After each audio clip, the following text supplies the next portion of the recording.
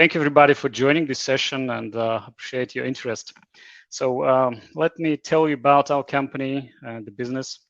So we've been around since 2019 and we started in Austin, Texas. Now we have San Francisco presence, Oslo, Norway, Lund in Sweden, and Stockholm also in Sweden.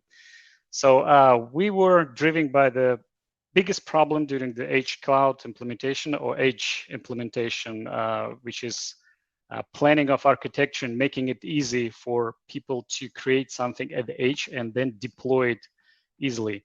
So you can see how the business goals of the Pratexo. So we're trying to reduce maintenance cost, increase availability of the edge solution, also provide real-time visibility and control, do the sustainability and compliance as well, and provide easy enterprise integration when we do this solution.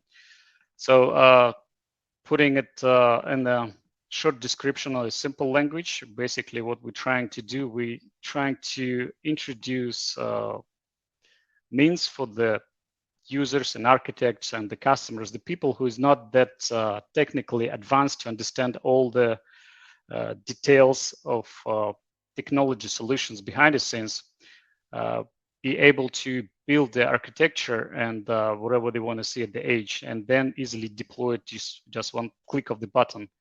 It's pretty similar what ZEDEDA doing with their one-click deployment, the same idea, but we're doing it at a higher level. So and Pratexo, we try to approach it as a modular solution, trying to do several different pieces which can be used depending on the use case.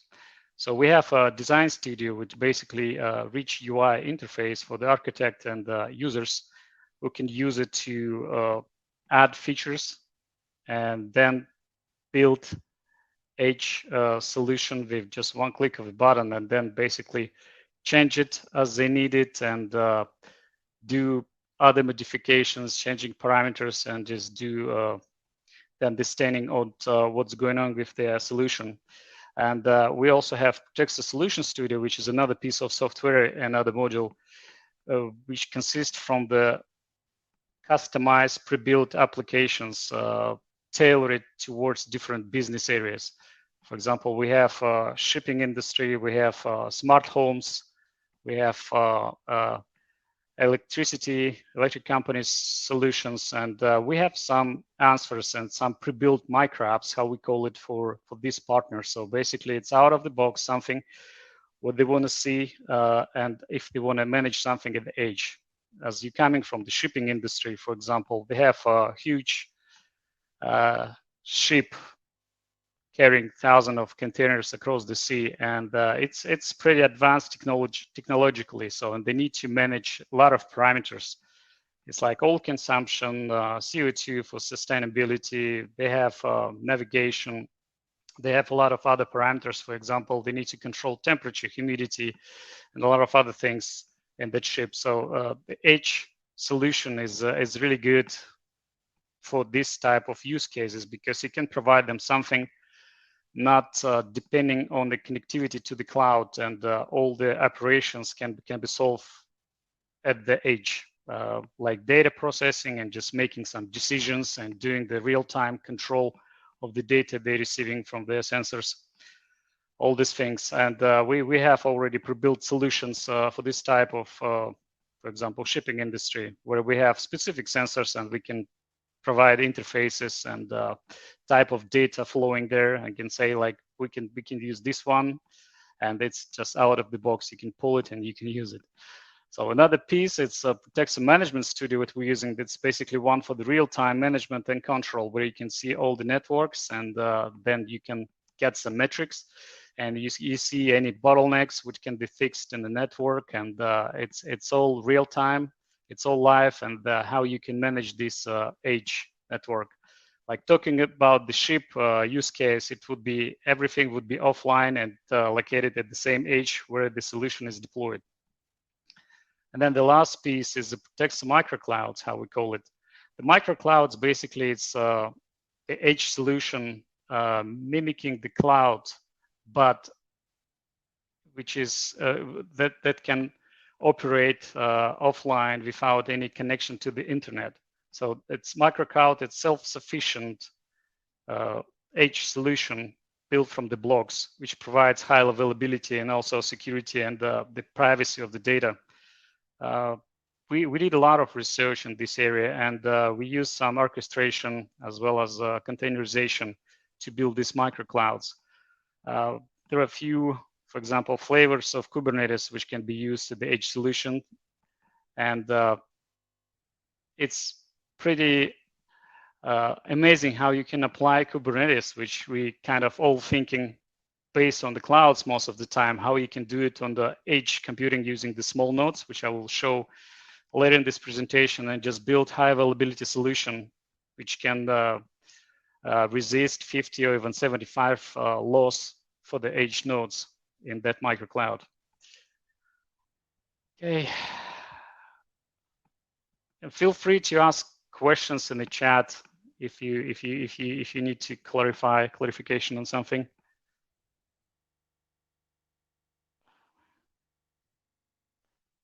So this is how we align it, and also some examples of the nodes what we use. So you can see these edge units. It's edge nodes. It's pretty small. The implementation what we did with ZEDEDA, and Kathy Kiori, thank you so much for your help. Really appreciate you staying up late with me and helping with implementation on the edge nodes, which I provided with ZEDEDA.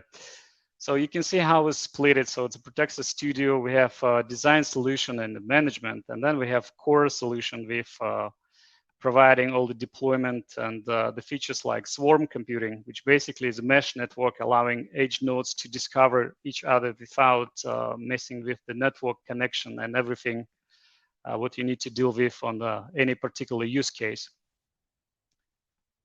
So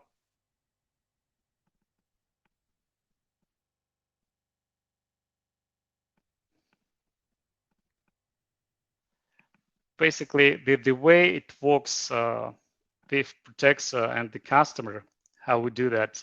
We start with the design studio. In the design studio, you gather all the requirements. So we got a architect solution or software architect involved who will get all the business objectives, critical events, actions provided to us, sensor inputs, and understanding of what kind of sensors variety used.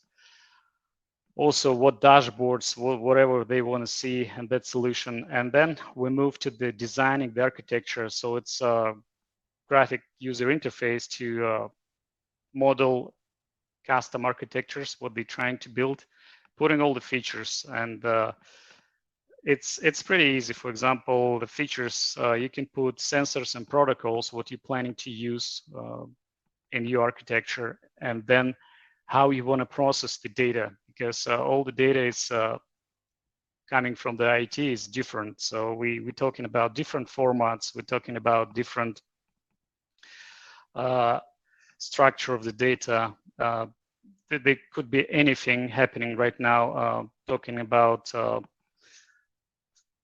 standards just coming in like LoRaWAN, BACnet, the Modbus, and then we have the architect planning how to use all this data, how to find the correlation factors in the data, how to process it, and we also provide templates to deal with this data and extract the most useful information from this. And then the next step is a deploy architecture. Basically, you can design whatever you like, but it doesn't help you with anything unless you can easily deploy it. So then we have all this magic happening in Pratexo, which is resolving all the software dependencies on the features based on open source components like Mosquito, MQTT broker, Elasticsearch, and a lot of others. So we have hundreds of different features offered. And the Pratexo engine will render everything to the architecture, producing a JSON with architecture definition, and then rendering all the dependencies, pulling whatever artifacts is defined there and configurations, and just deploying it to the edge.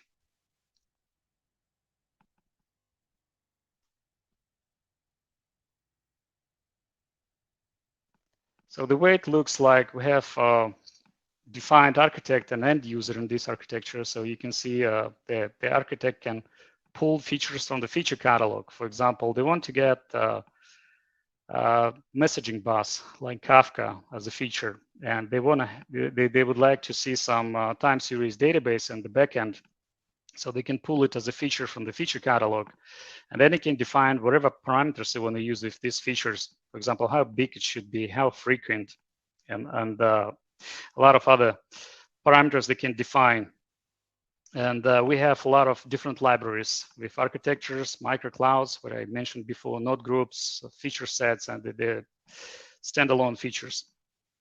For example, we can define clusters as well. If architect is planning something with high availability, they can define what would be, for example, the rate of failure they can tolerate in their new architecture. For example, if they're building something out of 5 edge nodes, would they tolerate loss of the 2 nodes in this architecture, and what should be planned for that? So what kind of retention we want to use on the data stored on the backend, and a lot of other things that can be defined in during this definition of architecture. And then we have end user, basically, who is much more technologically advanced, so like much more deeper to the details as comparing to the architect, who can basically work on the features and details and build all the relationship, especially routing between different features. Because if we're defining messaging bus, we need to connect that messaging bus to the subscriber and to the publisher. And then we need to define what topics, for example, they're using. We need to define what networking ports are used there, so what firewall, and all the other definitions. And then as an output, we generate architecture description, which is JSON file, and that JSON file will generate all the dependencies and provide the enhanced definition with all the artifacts needed and everything. And then we just move to the generation of data, where we get all the documentation, backlog and install scripts like Ansible and Terraform defined, which will provide an easy way to deploy it. So the end user is basically dealing with UI, and he's putting all these features, and then click deployment, and then it will just create 3 different environments: simulation, test, and production, which they can start using right away from the architecture they defined. So it's pretty straightforward.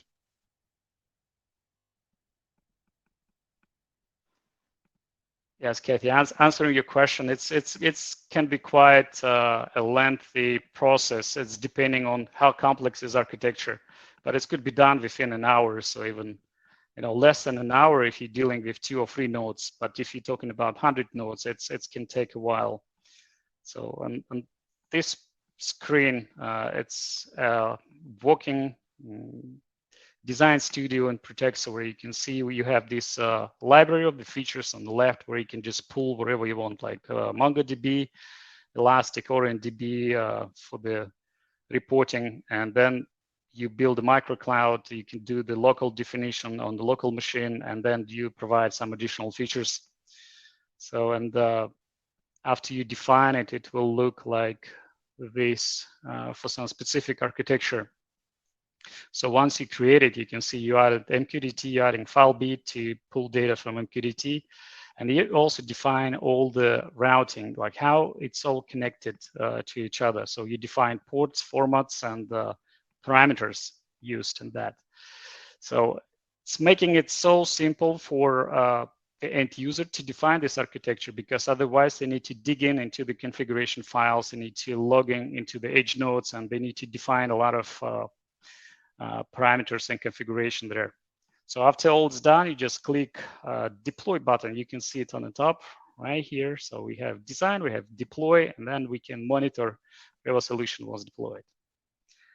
Okay, I can see we're running out of time. Let me show the actual solution we implemented with ZEDEDA and based on Pratexo. So we took typical ZEDEDA implementation based on embedded hypervisor, you can see, and in this particular implementation, we use several nodes, edge nodes, and installed EVS on those nodes. And it was pretty stable, running for a couple of months now. So we've never seen any failure. It's really good job from ZEDEDA managing stability of the product. And as you can see, it's a hypervisor managing the K3S Kubernetes cluster. And then we have Pratexo nodes deployed on Kubernetes cluster, because otherwise we have open orchestration API here. And then we have EVS controller, and then we have DOMs deployed on EVS. And we use hypervisor to deploy different virtual machines. So the problem with this shipping industry, taking a few steps back, was with cost of the edge units they're using on the ships. So with the marine industry, they need to get a lot of certification passed. So roughly speaking, to do the edge node use in the open sea, it needs to be protected from the salt, it needs to be protected from the elements, and it's pretty tough. So it drives up the cost of the typical edge nodes from a few hundred to a few thousands easily. And for example, in the shipping industry, or even in passengers like cruise ships, they pretty limited in terms of how many nodes they can use. So with several nodes, we can provide high availability, but we can't tell them, if you have Windows VM, what you need to deploy, you need to use a different edge node for that, or a different machine. So this was a solution where we can tell them, hey, there is a Pratexo you can deploy easily. You can get all your sensors managed on this platform. And then you can also use your legacy software shipped as a Windows VMs deployed on the same edge node. And it makes it really attractive for them, because they don't need to pay twice for the edge node. So they can just use one node with like 4-core CPU and 8 gig of RAM. And then they can deploy EVS, and then they can deploy K3S with all the Pratexo architectures and solutions and microclouds on top of that, and then run legacy VMs in parallel with the Pratexo solution. And this is how we did it on the real case implementation, with the complex connectivity to the Kubernetes APIs coming to the Pratexo and managing it like that. And also there was a Docker container deployed to get access to the sensors connected to the edge nodes in the parallel. And all of these managed by the EVS controller located in the cloud. So do we have more time? Or we're just we've got a couple minutes here that we can before the next session. So yeah, if there's any more questions, please drop them in. Yeah, that's basically the solution, and there's a lot of technical details which I can dig in. If you would like to hear that, feel free to ask. Yes, simulation environment. So we did implementation of some simulators for the data. For example, you can get a typical sensor and you can read data from the real sensor and then just write the simulator. We use Node-RED a lot, and providing access to the Node-RED for all this simulation to the customers, so they can use Node-RED to add sensors what they want to simulate. And then also inputs and outputs. For example, you can easily connect sensor data to the MQTT from Node-RED and then see it in Elasticsearch, for example, in the end. Thank you.